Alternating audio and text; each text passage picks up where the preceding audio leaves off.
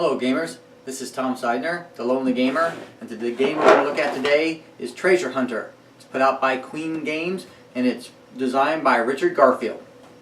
So in Treasure Hunter, you've got a board, and the board is kind of like a puzzle, so you have to put the board together in order to play the game. I like the board. It's very colorful, it's very good quality. The only complaint I have about the board is that the actual scoreboard is on the other side. So when you get done playing, you have to remove everything off the board that's left, and you have to flip the thing over to actually do your score. But other than that, it's a nice board. It fits together good and has nice clear places to put everything. You have a round token, and that round token starts here. There's also a round arrow which shows you whether you're going to draft clockwise or counterclockwise during the round. For each round you play, you move the token one space, and once you're done with the 5th round, then the game ends. You're going to set up 2 stacks of treasures, and each one of these stacks is going to be used to load the treasures for each round. So during the setup for each round, you're going to place a treasure on the min and the max side of the board for each round. So this is the max side, this is the min side. So I'm going to place a treasure on the max side, and I'm also going to place a treasure on the min side.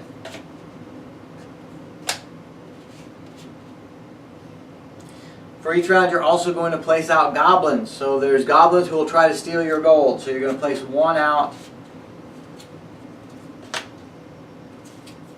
on the board as well. Now, the object of the game in the round is to try to get the good treasures, avoid the bad treasures, and keep the goblins from stealing your gold. And if you have enough dogs, you might even be able to take the goblins. So each round, you're going to draft cards. So each round, everybody's going to get 9 cards. So the dealer is going to deal out 9 cards to each player.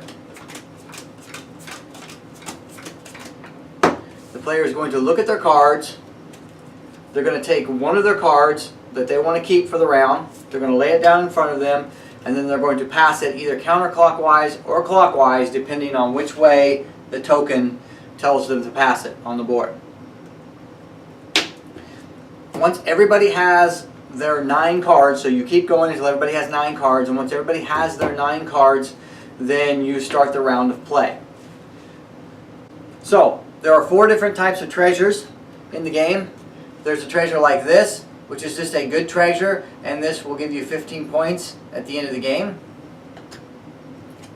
There's treasures like this. This is a bad treasure, and you don't want this treasure, and it'll give you a -5 points at the end of the game.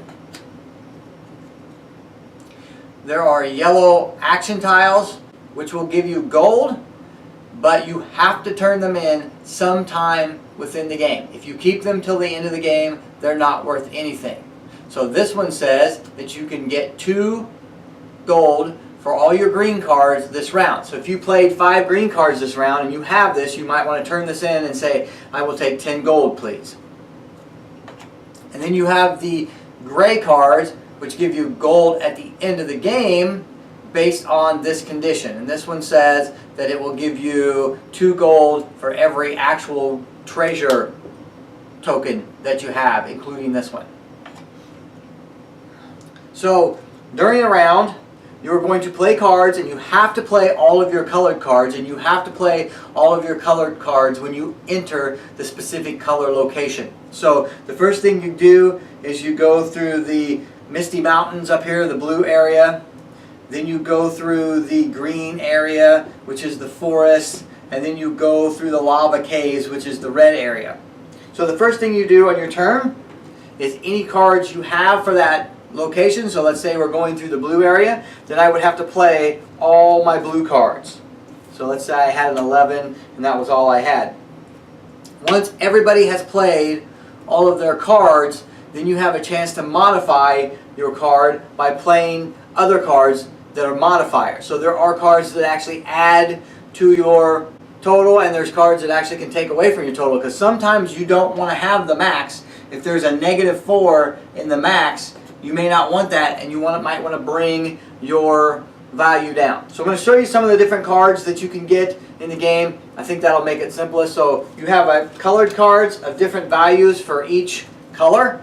So you have blue cards for the Misty Mountains, green for the forest, and red for the lava caves in different numeric denominations. You also have dog cards, and dog cards will give you a specific number of dogs. This is a 2-dog card.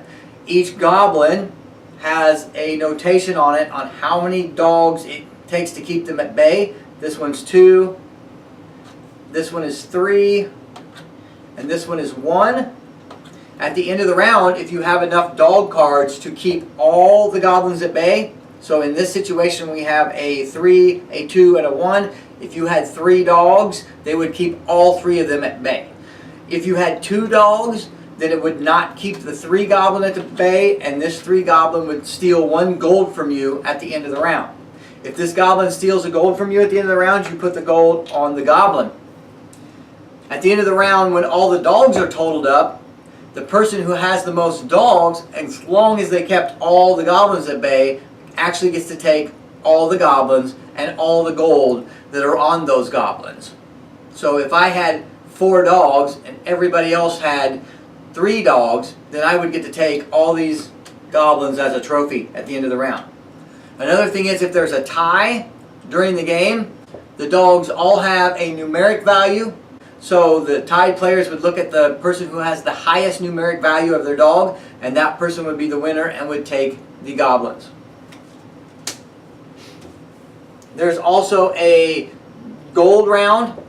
So after you do the mountains and the forests and the caves, then you do a gold round, and then you just get gold for these cards. So if I had 7 gold worth of cards, I'd lay them down and I would get 7 gold for that.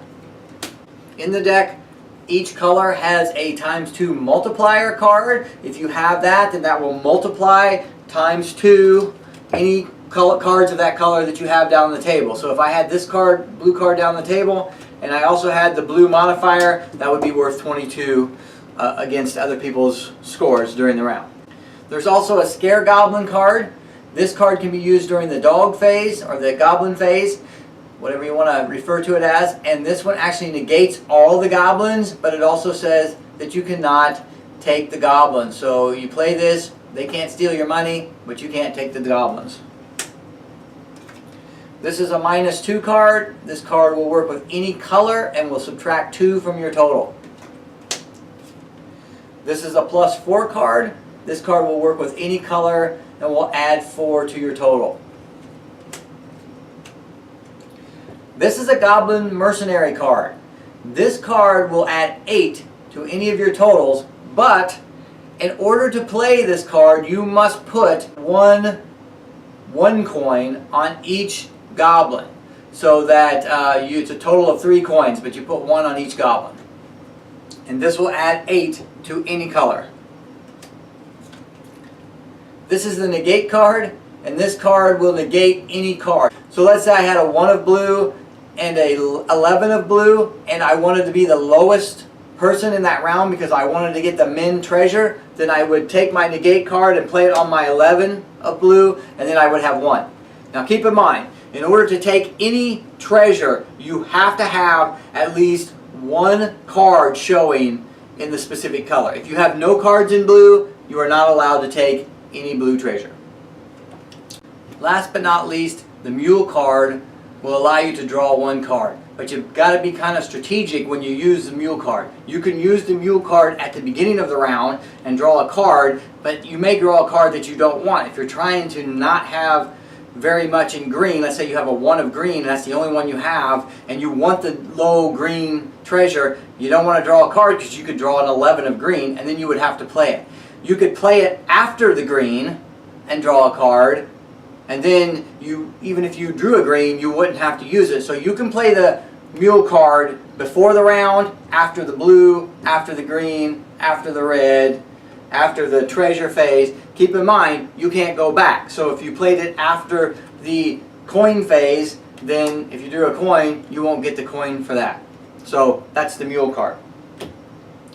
After everybody's done playing the cards in the round, after they've taken their treasures, and you have to take the treasure, so if you were the max in red, you have to take the -4 treasure. After you check the goblins and decide, who actually kept the goblins at bay and who gets the goblins, then that goes to that person. Then you move the token to the next round. You start drafting cards in the other direction, and you do that until you complete 5 rounds. Once the 5 rounds are over, then you take everything off of this board, you flip it over.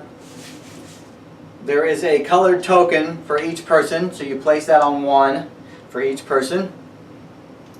And then you score each people. You start by scoring their treasures. Then you score any goblins that they have. All of them are worth 1 point each. Then you score their gray cards.